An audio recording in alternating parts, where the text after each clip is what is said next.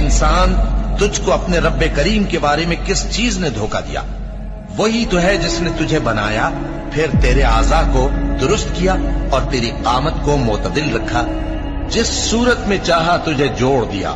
مگر افسوس تم لوگ جزا کو جھٹلاتے ہو، حالانکہ تم پر نگہبان مقرر ہیں، یعنی معزز کاتبین۔ جو کچھ تم کرتے ہو وہ اسے جانتے ہیں۔ بے شک نیکوکار نعمتوں کی بہشت میں ہوں گے اور بدکردار دوزخ میں، یعنی جزا کے دن اس میں داخل ہوں گے اور اس سے چھپ نہیں سکیں گے۔ اور تمہیں کیا معلوم کہ جزا کا دن کیسا ہے؟ پھر تمہیں کیا معلوم کہ جزا کا دن کیسا ہے؟